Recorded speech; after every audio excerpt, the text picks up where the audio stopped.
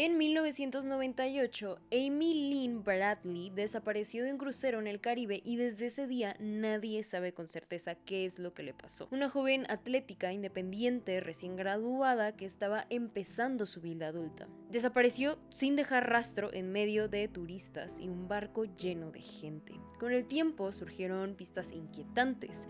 Testigos que la vieron después de que supuestamente desapareció, mensajes misteriosos como un mensaje en una botella, fotos que aparecieron años más tarde en internet y registros de que alguien revisaba obsesivamente información sobre su familia en fechas importantes. ¿Se cayó por accidente? ¿Fue víctima de un secuestro? ¿O está viva y escondida? Hoy vamos a repasar todo lo que se sabe de este caso, las pistas más extrañas y las teorías más impactantes que podrían explicar su desaparición. Si pensabas que los misterios de los cruceros eran solo historias de terror para turistas, este caso definitivamente te hará verlo de otra manera.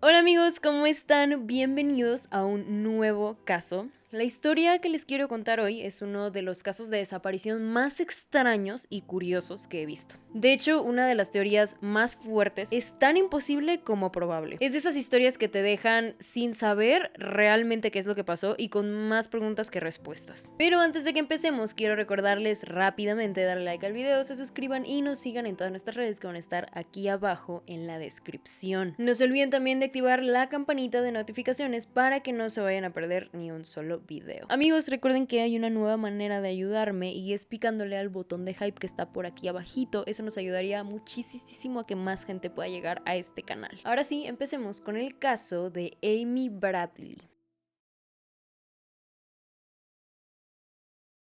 Amy Lynn Bradley nació el 12 de mayo de 1974 en Petersburg, Virginia, en Estados Unidos.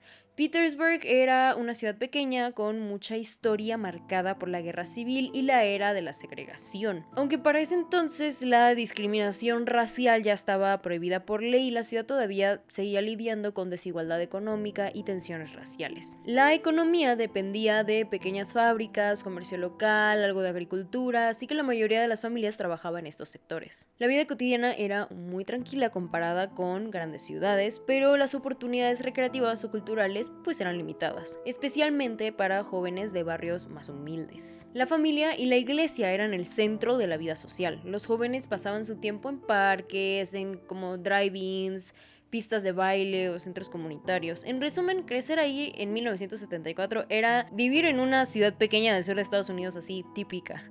Comunidad muy unida, oportunidades limitadas para los jóvenes fuera de lo académico o lo laboral y cargando todavía con tensiones raciales y económicas de las décadas anteriores. Amy creció en una familia muy unida. Sus padres, Ron Bradley y Iva Bradley, siempre estuvieron muy cerca de ella y su hermano menor Brad tenía una relación muy cercana con Amy. De hecho, Brad fue la última persona de su familia que la vio antes de desaparecer. La familia tenía tradiciones simples pero importantes. Hacían compras semanales juntos, se comunicaban constantemente, se hacían bromas todo el tiempo, disfrutaban pasar mucho tiempo juntos como familia. Amy era súper atlética, jugaba básquetbol y de hecho fue la primera mujer en la Universidad de Longwood en recibir una beca completa por este deporte. Eso ya de por sí nos dice muchísimo del nivel que ella tenía y de lo disciplinada que era. Sus amigos la describen como alguien que siempre supo quién era. Era muy llamativa, muy divertida, le gustaba reírse, hacer bromas, ser activa, muy amable. Era de esas personas que llegan y se sienten. Le gustaban las fiestas, sí tomaba alcohol, pero siempre sabía controlarse muy bien. No era de esas personas que se perdían o cambiaban cuando tomaban o cosas así. Al contrario, ella seguía siendo ella. Era parte de la comunidad LGBTQ y sus amigas lo sabían y la aceptaban sin ningún problema, pero con sus papás era otra historia. historia. A ella le daba muchísimo miedo contarles. Al final lo hizo porque estaba saliendo con una chica y ahí fue cuando sus papás se enteraron. La reacción no fue buena, estaban decepcionados y su papá incluso le escribió una carta a la novia de Amy en ese momento. En esta carta decía que no era lo que él hubiera elegido para Amy, que estaba decepcionado, aunque también dejaba claro que al final era su vida. Un tiempo después, Amy tuvo una novia llamada Molly.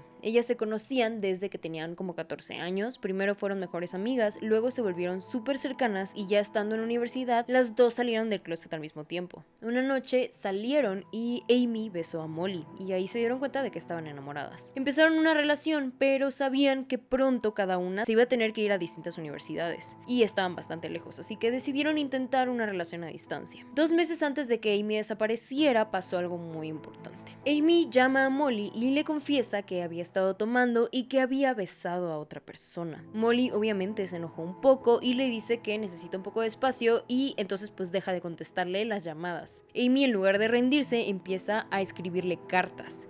Una de estas cartas fue algo muy extraño, fue un mensaje dentro de una botella. Acuérdense bien de esto porque más adelante va a ser muy importante en esta historia. Después de esta carta, ellas se reconciliaron. A los 23 años, Amy se mudó sola por primera vez, ya después de graduarse de la universidad. Compró un perro y estaba empezando esta etapa de vida adulta, su espacio, su rutina, sus planes. Pero había algo que todavía la tenía inquieta. Su familia como que seguía procesando que ella era lesbiana. Eso pues a Amy obviamente le dolía bastante, le pesaba muchísimo no poder ser totalmente comprendida. Le molestaba que sus papás tuvieran miedo de que no fuera aceptada por la sociedad. Y pues ya en medio de todo esto, en marzo de 1998 fue cuando la familia se va de viaje en un crucero de Royal Caribbean. Y ahí es donde todo este caso empieza. Los papás de Amy trabajaban como agentes en una aseguradora y todos los años hacían concursos internos. Ese año el premio era un viaje en crucero y casualmente ellos fueron los que ganaron. Al principio pensaron que el viaje era solo para la pareja, pero se enteraron después de que también incluía a sus hijos y eso los puso todavía más felices. Era de esos viajes familiares que no pasan tan seguido. Amy estaba emocionadísima, de hecho unos días antes del viaje fue a comprarse trajes de baño nuevos ya que estaba como que pues emocionada, estaba en modo de vacaciones. El itinerario del barco era salir de San Juan, Puerto Rico, luego ir a Aruba, luego a Curazao, luego a Saint Martin, luego a Saint Thomas y así recorrer el Caribe durante 7 días. Durante el viaje todos dormían en el mismo camarote, estaba un poquito apretado pero pues era muy familiar. Y un detalle que parece pequeño pero luego se vuelve muy importante es que antes de subir al barco Amy compró muchísimos rollos de cámara porque se había inscrito a un concurso de fotografía y quería aprovechar el viaje para tomar fotos. La noche antes de llegar a Curazao, una isla y un país autónomo en el Caribe,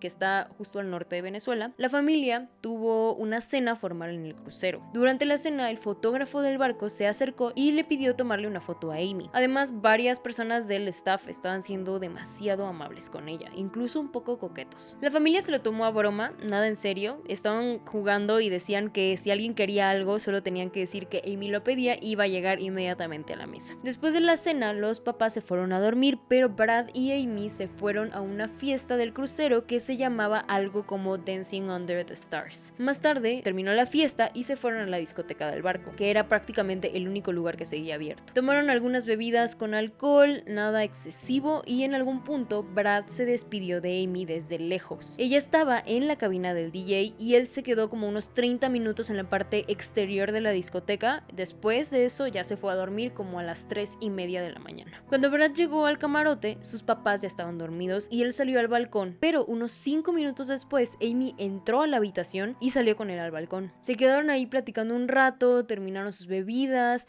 y en ese momento Amy le contó algo importante. Le dijo que mientras estaba bailando y platicando con alguien en la discoteca, esa persona se había propasado con ella. Según Amy, era el bajista de la banda del crucero. No lo contó como en un tono de enojo, sino como que nada más lo mencionó. Después de un rato, Brad se sintió cansado. Al día siguiente tenían que despertarse temprano, así que él se fue a dormir. Amy se quedó en el balcón porque dijo que no se sentía muy bien y quería tomar un poco de aire fresco. A las 5:30 de la mañana, Ron, el papá, se despertó y vio a Amy acostada en un camastro en el balcón.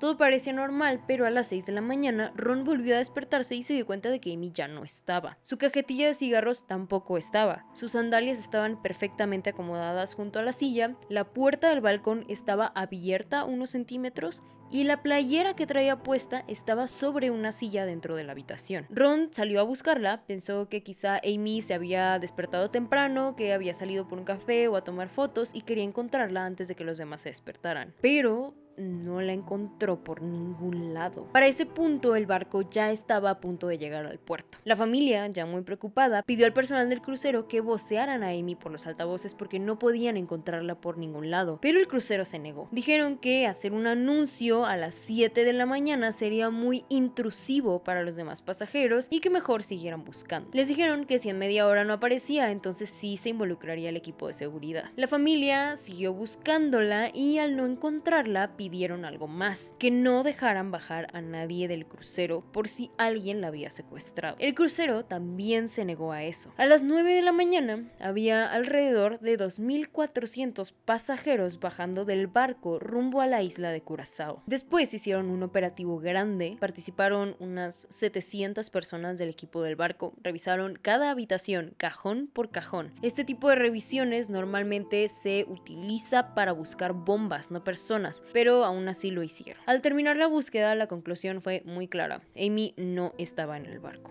El personal del crucero empezó a manejar la idea de que Amy pudo haber caído al agua. Empezaron las investigaciones y analizando la posición del barco, el horario en el que Amy pudo haber caído, la corriente del mar, el tamaño de las olas, el viento, las autoridades pudieron lograr determinar una zona muy específica entre Curazao y la isla cercana de Aruba. Con eso comenzaron una de las búsquedas más grandes en la historia de Curazao. Participaron marinos y la Guardia Costera de Venezuela y ellos aseguraban algo muy claro: si Amy realmente hubiera estado en el agua, sí o sí habría encallado en algún punto. En otros casos similares, incluso cuando hay tiburones en la zona, suelen aparecer restos de ropa o alguna parte del cuerpo, pero en este caso no encontraron absolutamente nada, ni una prenda ni un rastro. Horas después, aún con todo esto pasando, el crucero salió de Curazao y continuó con su recorrido normal. 2 días después de la desaparición, agentes del FBI interceptaron el barco en la isla de San Martín. Cuando las autoridades de Estados Unidos entraron al caso, lo primero que hicieron fue revisar la habitación, pero ya era muy tarde. La escena no se había preservado, el camarote ya había sido limpiado y no encontraron ni una sola huella digital. Algo que sí les llamó la atención fue el barandal del balcón. Se dieron cuenta de que era demasiado alto como para que alguien cayera por accidente. Luego interrogaron a la familia, pero no encontraron nada que los hiciera parecer sospechosos. Gracias a los registros de la tarjeta llave, supieron que Amy había entrado a la habitación a las 3:40 de la mañana. El problema es que el crucero tenía muy pocas cámaras, solamente habían en áreas comunes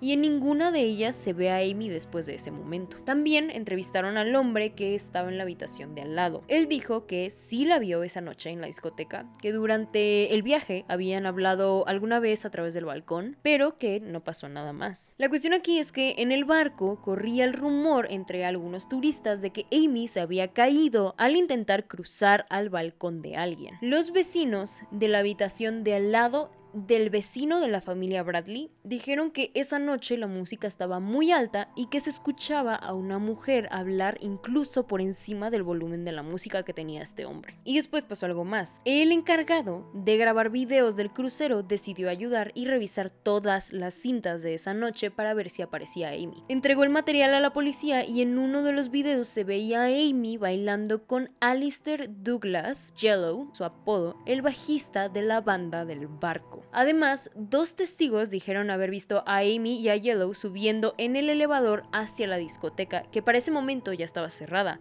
Esto pasó alrededor de las 6 de la mañana. Una de ellas reconocía muy bien a Amy porque había platicado con ella la noche anterior. Minutos después de que subieron, las testigos vieron a Yellow caminando solo, sin Amy. La policía investigó un poco y se dieron cuenta de que no había registro de ingreso a la habitación de las chicas porque habían olvidado su tarjeta y la mamá de una de ellas era quien les había abierto la puerta desde adentro. Esto complicó muchísimo confirmar el horario exacto en el que Amy y Yellow estaban juntos. Para ese momento nadie sabía qué había pasado, si Amy se había suicidado si Amy se había bajado del barco voluntariamente o si alguien la había bajado a escondidas. La evidencia para arrestar a Yellow era mínima y un polígrafo inconcluso, el récord de ingreso a su habitación cerca de las 3 de la mañana y una actitud molesta cuando lo interrogaban, pero nada más. A 4 días de la desaparición, la familia decidió abandonar el crucero y tomar un vuelo desde St. Thomas de regreso a casa. Al llegar, toda la familia de Aiva, la mamá de Amy, estaba esperándolos ahí. Todos juntos comenzaron a moverse rápido, contactaron autoridades, embajadas de todos los países que pudieron y también medios de comunicación para asegurarse que el caso tuviera la mayor cobertura posible. Un tiempo después, la familia decidió volver a Curazao para hablar con medios locales y poner anuncios con la foto de Amy por toda la isla. Mientras caminaban, un día un taxista se le acercó a Ron, el papá, con un anuncio en la mano y le dijo algo que los dejó impactados. Amy no se había caído del barco, que él la había visto viva en la isla. Les contó que Amy se había acercado vistiendo jeans y una playera blanca, la misma ropa que llevaba la última vez que la vieron, y que había desaparecido de su maleta, y le había preguntado dónde podía encontrar un teléfono. El taxista señaló hacia dónde estaban los teléfonos, pero ella se fue caminando hacia la dirección opuesta. 6 meses después, otro testigo que estaba de vacaciones buceando en Curazao tuvo una interacción muy sospechosa con alguien que coincidía con la descripción exacta de Amy. Estaba en una playa remota, más usada por locales que por turistas, y mientras lavaba su equipo de snorkel, vio 3 personas acercándose. Una mujer fumando, con la complexión de Amy y el mismo tatuaje del monstruo de Tasmania que ella tenía, acompañada por 2 hombres. El testigo dice que nunca lo olvidará porque cuando la mujer quiso hablarle, uno de los hombres hizo una señal para que se retirara y ella ya no pudo decir nada. Durante un tiempo, la familia buscó a Amy junto con la policía en distintas zonas de Curazao. Algunas sugeridas por el taxista y otras donde la policía sabía que había gente del crimen organizado local. Curazao está muy cerca de Venezuela y tiene problemas con drogas y trata de personas. En una ocasión, los llevaron a un lugar que parecía un deshuesadero de lanchas con varias cabañas abandonadas a buscar pistas. Ahí pasó algo que la verdad me rompió el corazón. Ron vio en la cama un bote de Tic Tacs y eso le recordó a Amy porque a ella le encantaban los Tic Tacs. No pudo evitar preguntarse si la habían llevado a ese lugar. ¿Se imaginan esa posibilidad de que realmente sí hayan sido los Tic Tacs de Amy? Obviamente es súper poco probable, pero la remota posibilidad me da no sé qué. En otra de las búsquedas ya era de noche y estaban en una carretera cuando todos en el carro escucharon claramente la voz de Amy llamando a su hermano Brad desde el carro que venía en sentido contrario. Se dieron la vuelta rápidamente y lo persiguieron, pero cuando finalmente lo alcanzaron solamente había un hombre mayor en el vehículo, nadie más. Con estas cosas empezó a tomar fuerza la idea de que Amy podría seguir con vida. Entonces la investigación se centró en cómo pudo haber salido del barco, si la bajaron, si la drogaron, si bajó sola, si alguien la convenció.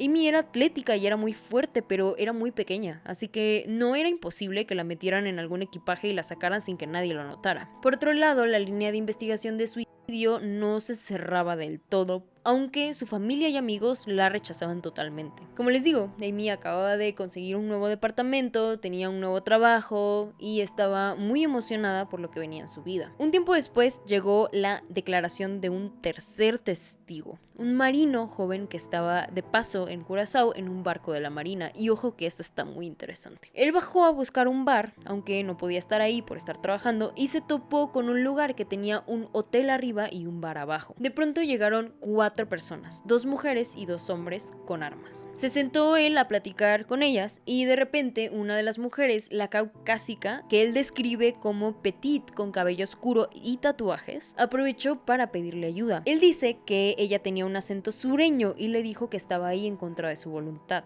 que debía $200 y no podía irse, y finalmente le confesó que ella era Amy Bradley, que se había bajado del barco a comprar drogas pero que la retuvieron. El marino no pudo hacer nada en ese momento porque en primer lugar estaba prohibido que estuviera ahí, se podía meter en problemas y además había hombres armados. No contó nada hasta 3 años después cuando vio una foto de Amy en un sitio de personas desaparecidas. Pero para entonces, cuando intentaron ir al burdel donde la habían visto, ya no había rastro de ella. Después de recibir información del marino, la familia empezó a recordar algunas cosas extrañas que habían pasado en el crucero. Por ejemplo, ejemplo, los meseros que le prestaban demasiada atención a Amy, y un día la mamá notó a un hombre observándola de manera extraña a lo lejos. Intentó confrontarlo con una seña, pero lo dejó pasar y ya, no fue nada más que eso. Lo más inquietante ocurrió con las fotos del fotógrafo del crucero. Amy y Aiva fueron a comprar las fotos y el fotógrafo la reconoció de inmediato. A Amy le dijo: aquí estás tú, pero cuando señaló la foto ya no estaba. La buscó por todos lados y preguntó si tal vez alguien de su grupo la había comprado, pero Amy y Aiva sabían que eso no era posible. Alguien más se había llevado la foto de Amy. La familia entonces decidió abrir una página web para facilitar que cualquier persona que la viera pudiera enviar información. Recibieron muchísima información falsa, incluso gente que aseguraba que Amy había sido asesinada y daban coordenadas falsas diciendo que ahí estaba enterrada. Pero 7 años después de la desaparición recibieron un correo con unas fotos de una mujer muy parecida a Amy, en una cama y en lencería. Las fotos venían de una página de internet donde se anunciaban trabajadoras sexuales para turistas en el Caribe. El FBI hizo un análisis forense de las fotos para confirmar que era Amy, comparando medidas de orejas, ojos, mandíbula, mentón, nariz, pómulos, y los resultados fueron positivos. Era Amy, sí era ella. La familia grabó un capítulo del programa de televisión del Dr. Phil hablando de las nuevas fotos y del caso de Amy. Para quienes no sepan, Dr. Phil es un programa estadounidense donde el presentador analiza problemas personales y familiares entrevistando a afectados y ofreciendo perspectivas psicológicas. Después de que el capítulo salió al aire, apareció otro testigo. Esta testigo era una mujer que estaba de vacaciones en Barbados, una isla relativamente cerca a Curazao, en el Caribe.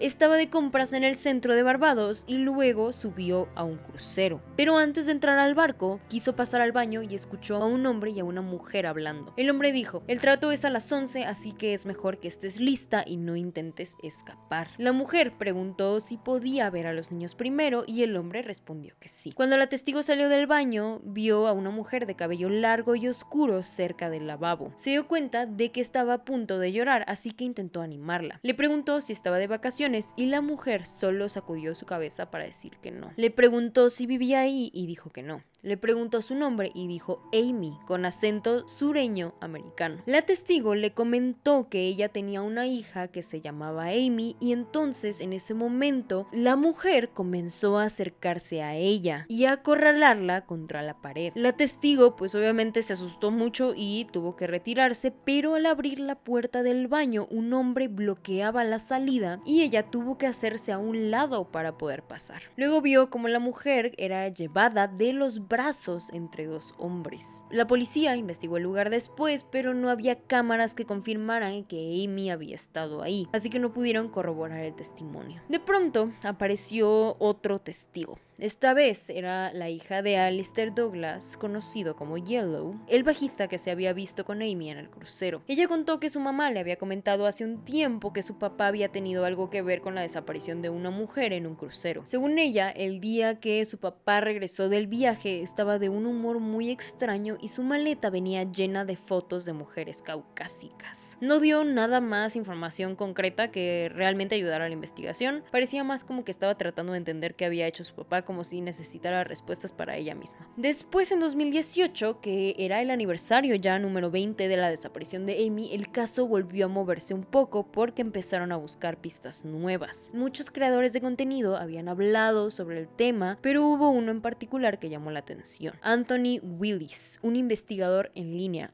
un redditor de True Crime, que empezó a recopilar toda la información disponible y a mover el caso entre comunidades de investigación en internet. Anthony se tomó el caso súper en serio y decidió armar su propia carpeta de investigación como si fuera un detective de verdad. Además, creó una página en internet llamada amybradleyismissing.com, o sea, Amy Bradley está desaparecida, y ahí puso todo, absolutamente todo, pruebas, testimonios, eventos, cada detalle que pudiera encontrar sobre la investigación. Uno de los testigos, el que había visto a Amy en una playa, resultó ser analista de telecomunicaciones. Él comenzó a llevarse muy bien con Aiva, la mamá de Amy, por el caso, y tuvo una idea brillante. Empezó a rastrear las direcciones IP de quienes visitaban la página para ver de dónde venían. Una dirección IP es como la dirección de tu casa, pero en internet. Cada dispositivo conectado tiene su propia dirección IP. Y gracias a ella los datos saben exactamente a dónde ir y de dónde vienen. Anthony y este testigo empezaron a analizar toda la información y lo que descubrieron fue impactante. Había demasiadas visitas en la página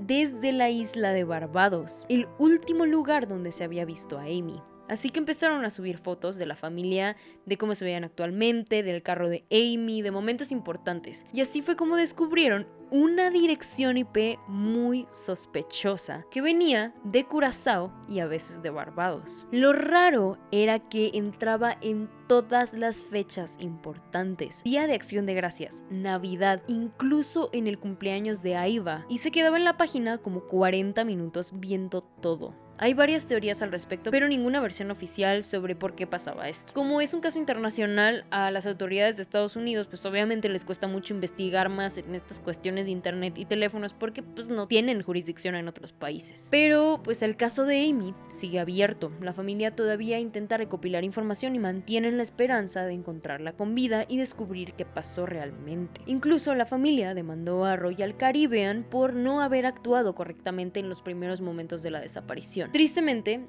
la demanda fue desestimada. Ahora sí, vámonos con las teorías, que hay varias y muy interesantes. ¿Se acuerdan del mensaje de la botella? Ese mensaje que Amy le mandó a Molly tenía algo que realmente llamaba la atención. Hablaba de que entre ellas había un mar de distancia y en un momento Amy incluso escribió: Molly, sálvame por favor. El detalle de que lo haya hecho en un mensaje en una botella, como haciendo una especie de referencia a un naufragio, es lo que hace que muchas personas se pregunten si podría haber sido una señal de algo más en serio, como un posible suicidio.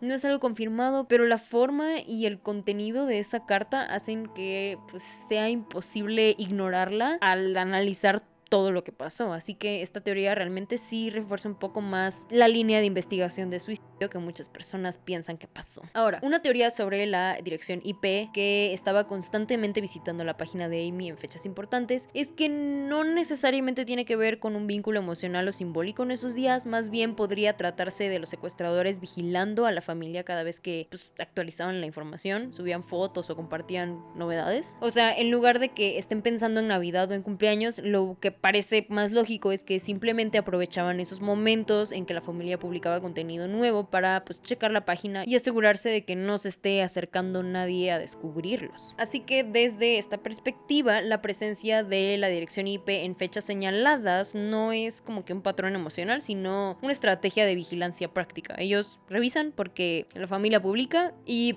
evalúan si hay algún riesgo de que se descubra el paradero de Amy. Esto también muestra algo bastante inquietante. Aunque pasen los años, los secuestradores podrían seguir muy al tanto de todo, controlando lo que la familia ve y lo que no. Otra teoría que ha surgido es que, ¿qué pasa si la IP que constantemente visita la página de Amy en realidad es Amy? Esto me hace mucho sentido, piénsenlo. Si Amy sigue con vida, podría estar siguiendo todo lo que su familia publica, viendo si han recibido alguna pista, cómo reaccionan ante nuevas fotos o testimonios y tratando de mantenerse al tanto sin exponerse. La idea de que ella misma monitoree la página tendría sentido, sobre todo si está retenida o moviéndose entre lugares donde no puede comunicarse directamente. Esto explicaría también por qué la IP pasa tanto tiempo en la página y vuelve constantemente. No es un secuestrador que checa fechas importantes, sino que es alguien que quiere saber cómo está su familia, qué es lo que están haciendo, qué cosas nuevas hay en su vida. Si esta teoría es cierta, pues nos indicaría que Amy realmente podría estar sobreviviendo, vigilando disimuladamente y que aún existe una conexión con su familia que la mantiene presente de cierta manera. Otra teoría que circula y que hace que este caso sea aún más complicado es que Amy tenga hijos y eso sea lo que le impide escapar. Piénsenlo. Si Amy estuviera siendo retenida o controlada por alguien, la existencia de hijos la haría muchísimo más vulnerable. No podría simplemente irse por su cuenta porque su prioridad serían sus hijos y cualquier intento de escapar sin ellos pondría en riesgo su seguridad y la de ellos. Esto explicaría muy bien por qué, si de verdad sigue con vida, no ha aparecido. No es solamente que la mantengan oculta, sino que ella también tiene una responsabilidad enorme que la ata a su situación. Esta teoría también podría ayudar a entender por qué los secuestradores podrían estar monitoreando la página de la familia. No solamente quieren quieren controlar la información, sino asegurarse de que Amy no reciba ayuda que pueda poner en peligro a sus hijos. Si esto fuera cierto, añade una capa de angustia y complejidad en el caso. Amy podría estar viva, pero con restricciones casi imposibles de superar, intentando proteger a los suyos mientras mantiene contacto indirecto con su familia de la única manera que puede. Otra teoría que algunos consideran es que Amy nunca se cayó del barco, sino que fue escondida y bajada en otro puerto. Suena posible al principio, pero hay detalles que hacen que esto sea difícil de sostener. En Curazao, el crucero realizó una búsqueda que les digo que se hace cuando hay una posibilidad de una bomba a bordo. Fueron más de 700 miembros del equipo que revisaron cada habitación y cada cajón. Así que sería casi imposible que alguien lo hubiera escondido en el barco sin que nadie se diera cuenta. Aún así, esta teoría persiste porque no se encontró ningún rastro de Amy en el agua y la idea de que alguien pudiera moverla a otro lugar mientras el barco estaba en puerto sigue intrigando a mucha gente. Sería algo extremadamente arriesgado y logísticamente muy difícil, pero no se puede descartar por completo. En otras palabras, aunque la evidencia sugiere que este escenario es improbable, algunos creen que alguien pudo haberla trasladado a escondidas mientras las autoridades y el personal del barco estaban concentrados en la búsqueda oficial. Otra teoría que ha circulado es que Brad, el hermano de Amy, podría haber tenido algún involucramiento. Algunos la plantean porque en redes sociales como Twitter hay publicaciones de él que lo muestran con opiniones racistas, homofóbicas y transfóbicas. Esto ha llevado a ciertos investigadores y aficionados del caso a preguntarse si, aunque amara a su hermana, podría haber tenido problemas con el hecho de que Amy fuera lesbiana y si eso pudo influir en su relación o incluso en lo que ocurrió esa noche. Eso sí, es importante aclarar que no hay ninguna evidencia que lo vincule directamente con la desaparición. Esta teoría solo surge de las percepciones de sus publicaciones y de especulación sobre su personalidad y creencias. Es un ejemplo de cómo cuando un caso es tan misterioso, la gente empieza a mirar a todos los posibles ángulos, incluso los familiares más cercanos y más en estos casos tan populares. Si me preguntan a mí, mi teoría es que posiblemente Amy se bajó del barco porque Alistair le ofreció algún conecte ahí para comprar drogas y accidentalmente se encontró a la gente equivocada. No puedo decir que Alistair esté o no coludido con estas personas. Yo siento que así como pudo haber sido cómplice en capturarla y bajarla, pudo también ser que su intención real solo haya sido venderle drogas con alguien que conocía en la isla y ya fue acto de esa tercera persona pues el secuestrarla. Pero creo que definitivamente la evidencia de que sigue con vida es muy sólida y tal vez no puede comunicarse con su familia por miedo o por situaciones más complejas que no sabemos, como la teoría de que tiene hijos. Eso sería una muy buena razón para como que redimirse o resignarse a que eso ya sea su nueva vida, o también podría estar pasando por una infinidad de cosas que hemos visto en los casos de trata, como el caso de Kenny Finol, por ejemplo. Pero bueno, amigos, a fin de cuentas, ustedes díganme qué piensan, qué opinan, los voy a estar leyendo. También recuerden que me pueden sugerir casos que les interesen para que yo pueda traérselos después. Esto fue todo por el caso de hoy. No olviden suscribirse, darle like y compartir el video con todos sus amigos para que más personas puedan verlos. Recuerden que todas las redes están aquí abajo en la descripción. Muchísimas gracias por llegar hasta aquí. Los quiero mucho. Adiós. Las opiniones vertidas en este espacio son de exclusiva responsabilidad de quien la emite y no representa necesariamente el pensamiento de la producción.